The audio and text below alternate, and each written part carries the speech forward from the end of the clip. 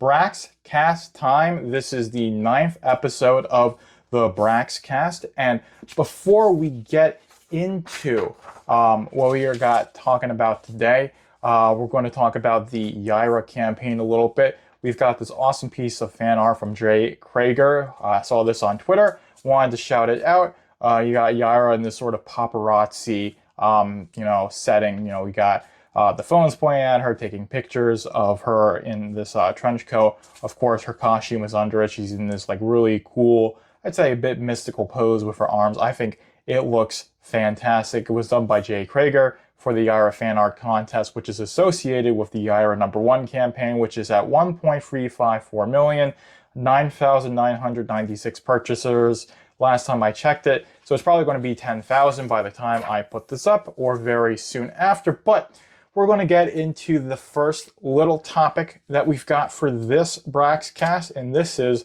Solari versus Yaira. So these are their Hidokumon cards, number 2 and number 9 respectively. And I figured since the last conflict we know between these two ended in a stalemate, we're going to go and compare these characters and see, would it be a stalemate again if they fought? We'll see. So with these Dokuman cards, their physical stats are pretty similar. They're about the same height. Solari 6'4", Yaira 6'3", and Solari is 245 pounds, Yaira is 215. About a 30-pound difference. Solari's got a little bit more weight. And in terms of, a lot of fighting on the ground, would that make, it would probably make a good bit of a difference, but especially at supersonic speeds, if you have them flying at each other, since Solari's got more weight behind him, he's going to be able to impact the Yaira with more force. That puts the ball in his court in terms of these aerial fights, which is how a lot of their fighting would be between the two of them. It's not like with Isom and Yaira, where Isom can't fly, so he's going to stick to the ground as much as possible, and then once Yaira can get any sort of verticality on him, it's over. They can both fly, so they're going to be able to duke it out very much in an aerial, fashion. Think like the Dragon Ball fights where they're flying up in the air, like going supersonic speeds, punching each other as much as they can.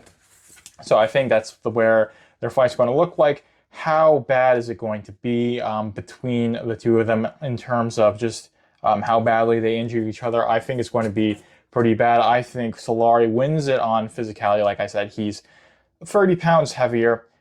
He's got more super strength as being part of his skill set. And with Yaira, it's more or less her mental acuity, her ability to outmaneuver, because she's got all this experience, hundreds of years of experience from being an extraterrestrial with all this experience. Solari seems to be just a human who was in the military. He fought in the Great War of Separation. He founded the Alpha Corps, which was not really a thing when the first two fought, as was said in Isom 1. We'll go over that little page now, because I definitely think it's quite relevant. So we've got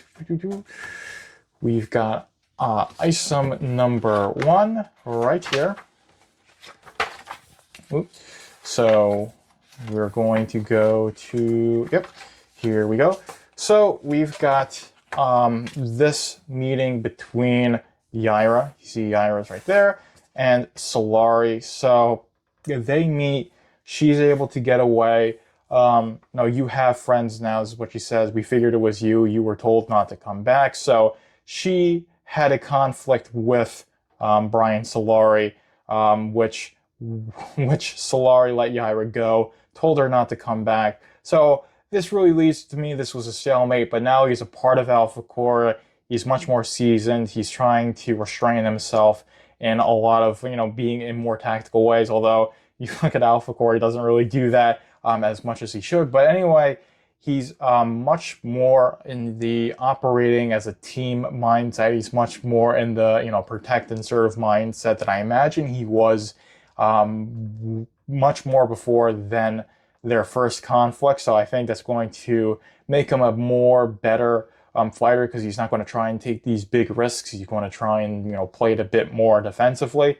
Hopefully, especially against someone like Yaira, who he knows is a very serious threat. He's got to take it very seriously. So I think that's going to put it in his favor. But I think the two of these, it really is going to be a stalemate, because even though Solari's got a good bit of physicality to him, I don't think it's nearly as much as you would think it would be, just with the way his character is. And I think the two best examples of this, of his, not that he doesn't have this physicality, not that he isn't a super strong guy, it's just that with Alpha Core number 1, we see this fight between Billy Bob and Solari. And again, this is a 2-page spread. Joe Bennett's so good at these.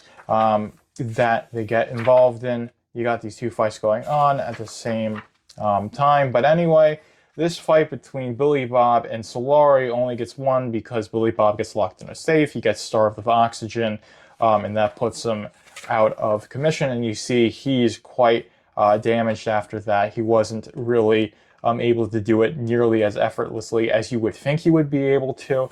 And then you've got the same situation in terms of him not being strong enough for the situation with the Eagle's Nest falling. You see he's really struggling to save that bus full of people there, or train, whatever. It's a carrier.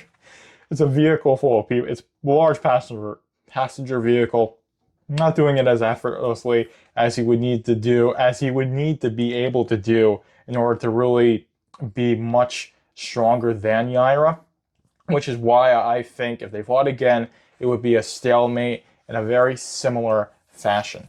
But that's enough of Bryan Solari v. Yaira. I'm sorry I couldn't give you guys like a really definitive answer, like Yaira would win 100%, or Solari would, kick her butt and take it to the curb. I think these are two characters that still are in the beginnings of their arcs for the comics, and there's going to be a lot of stuff that they both go through that really increases how strong they are, and whether that's going to be more towards Solari's benefit or Yaira's remains to be seen. And also, since Solari is part of a team, you've got the whole fact that, is it really a fair fight if he can just call Alpha Core, and he's always going to be with Alpha Core for the most part, Braxwell and Ingrid, but on a one-on-one, I think it's going to be a stalemate. But we've got item number 2 here, and item number 2, if you don't know, is the only appearance of Goodyng. So this past week I saw they were talking more about Gooding's book. It is the next book in the release schedule for the Rippaverse. We're in the Yaira number 1 campaign. Once that finishes, film is going to start in May, the end of May, maybe a little bit earlier, but it's probably shaping up to still be in May. And then seemingly right after that, probably sometime in early June, just before the summer kicks in, we're going to be able to pre-order Goodyng, get Gooding's book. It's going to be a one-shot graphic novel by Mike Barron, who's writing it. Will Conrad, who did the art for all of these cards, the Dokumon cards, is doing the pencil work, so it's going to be a fantastic book. But we've got this art from Goodyng. I've showed it on Braxcast before, but I figure before we get into item number 2, and we start going through all the panels that Goodyng is in and speculating on that, let's go into this piece of artwork. Now, what I think Goodyng is, I think he's someone who was former military, private military, like a mercenary, or he was part of the intelligence community, think FBI, CIA, or something like that. And he left that life, whether it was being a mercenary, being part of the military, being deep in the intelligence community, because he had some sort of falling out with his higher-ups, or he had some sort of moral quandary with doing it, so he basically moves out into the boonies and does the Goodyng services, where he's providing these emergency services to the people of Shadow Valley and the surrounding areas, because they're too rural to have the state services be provided to them. If that's my perspective on it, I could be wrong, but I think this little piece of artwork, this seems like a 2-page spread. It seems like Goodyng is either dealing with, this very, toxic situation where you've got like stuff off gassing, people running away from it, and you've got, Goodyng running right in there, checking it out, being investigative, and he's dressed in a completely different manner than he is when we see him in ISOM number 1 as the provider of Goodyng services. So this is why I think he was either like Spec Ops or some other branch of the military or part of the intelligence community, or held PMC, private military corporation. Maybe he worked with Salvage.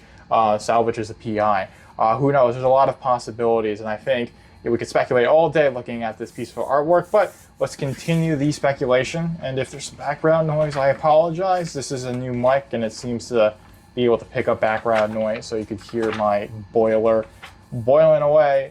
But I'm going to try and not let that distract me or you, and we're going to go into Goodyng's first appearance as a comic book in comic book form in ISOM number 2. So this is the first drone we see, and of course doesn't know what it is. One of the ranch hands for Silman Ranch, and we see Goodyng here. He's got more of his drone. He's holding something here, probably the remote for the drones. He's got this helmet that's going on. So he's very much a well-equipped guy. And you see, if this is Goodyng, right? Let's just assume that this is Goodyng. And you've got, he's got this getup here, and this is his getup here. It's completely different. So I don't think Goodyng the Polymath, that graphic novel coming out in the spring, is going to cover the, it's not going to cover what, Goodyng Services does here. So we see Goodyng Services. Of course, it's Goodyng Services. A bit of a typo, but you got the medical response, the fire extinguishing, the criminal investigation, and much more. I don't think this whole thing is what's going to be covered by Goodyng the Polymath. I think it'll end with him starting this, maybe out of like a shack or something like that, and then it slowly becomes what it is if there's a sequel to Goodyng, if people respond to it well enough. And I do think he's got the business side of this down, and packages as low as $49.99 a month. So I think he's got this huge range of skill sets in terms of being able to, basically be, like a EMT and a fireman, and a private investigator, and a lot more, and do that for multiple people, and have a fleet of robots he manages. So I think he's much more than just a tactical guy in terms of being able to deal with hot conflicts in a way that works very well. I think he's good at engineering stuff, because look at this flying robot here, and then he's got these let's see, we've got and he's got this automaton here that's able to carry Wilford's wife away. God, I forget what her first name was. I think it was just Mrs. Willard. That was what she was called. But anyway, talk about the Great War separation. Asks what was known about it. He has an inkling of what the Hellions are, sends Isom to Bloodroof. So he's very much in the know about a lot of stuff, which is why I speculate he could be Spec Ops or in the intelligence community. He had access to a lot of classified government information. And he didn't necessarily take that documentation with him, but just the knowledge of being in that network. He was able to take it with him, and he was able to find out a lot of stuff. And of course, that's why he would know about a Bloodroof. That's why he would know about the Hellions. That's why I call the beasts that show up in Isom 2. So I think he would have some knowledge of what to do, how to take them down, at least a little bit. Or if he doesn't, he knows that Bloodroof knows about all that stuff, and he sends Isom to Bloodroof to make that happen. But there isn't much of Goodyng in this book. He's got a very short, but I'd say very, it's short, but it's prominent, because he pushes, he leads Isom to Bloodroof, which really pushes the story forward, which helps them find Sam, because Bloodroof takes ice them to the Hellion nest or base, whatever the heck you want to call it. And that's where they find Sam, they bust him out, they destroy it. And of course, I've talked about this before. You see this guy, because I should have said spoilers, but anyway, I think Goodyng would know about a guy like this. I think he would be able to do tactical stuff to, if not outright take him down, get away safely. So, and I definitely think he's someone who isn't going to have a huge ego. He's going to run away when he knows he has to. He's going to stay and fight when he knows he can win. And he's got all these, robots as tech, as gadgets, and I think that's a big part of what makes him tactically, able to do these tactical things. That he's got all this tech and this gadgets rather than like raw physical strength for the ability to fly or shoot ice like other characters in the Rippaverse. He's not super powered. I think he just has good tactical training. He's an engineering mastermind, and he knows what to do. And I think that's really why he markets himself, right? He knows how to deal with hot situations, and the hot being like these emergency situations, this conflict, again, medical response, fire extinguishing, criminal investigation. Things are going to bring you into either dealing with the fallout of hot conflict, or preventing it, or finding out, or finding the people who perpetuate it and being prepared for them to try and take you out so they can cover it up. Goodyng knows all this stuff, and I think he knows how to pick fights, and much more importantly, or I think just as importantly, once you've picked a fight, you know how to win it. And I think that's what's going to make Goodyng's character so interesting, is the engineering aspect, and of course all the intrigue that can come along with being a character like Goodyng, where you're using your tech and your brains to get what you want and to move forward, and also the idea of providing something like these services. Of course, this typo is a bit annoying, but we're rolling with it. I do think Goodyng the Polymorph is going to deal more with him having a past life, whether that's PMC, like I said, private military corporation, military, clandestine operations as part of the intelligence community, think FBI, CIA, and him being in that environment, doing that role, him getting absolutely fed up with it, and then he resolves to become he resolves to found Goodyng Services so he can work for himself, and he can help the rural community have these essential emergency services that everybody needs, and he'll build a whole fleet of robots to make it happen. So I do think that's what Goodyng is going to be about. It's not necessarily going to be like taking up like right after Iceman 2. It's just him doing more Goodyng servicing stuff. I think it's going to be more or less like the origin story of how Goodyng went from where he was before founding Goodyng Services to what he is doing, or before founding Goodyng Services to Goodyng Services. I think that is my speculation. I think that would be the best way to do it. It would let you start an ongoing series if people respond to it well enough. But I think I've gone on long enough. I've ranted and raved about a whole bunch of Rippaverse stuff. This is much more going into the little lore that we have.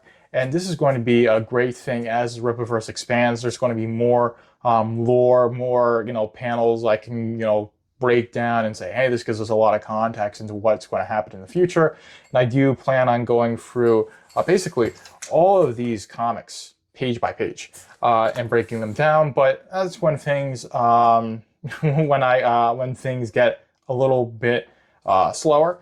So, but for now, I hope you guys enjoyed this one. This has been the Braxcast, our 9th episode, and we're heading into the outro now. Thank you for tuning in to the Braxcast. Be sure to like, comment, follow, and subscribe to keep up with the Rippaverse.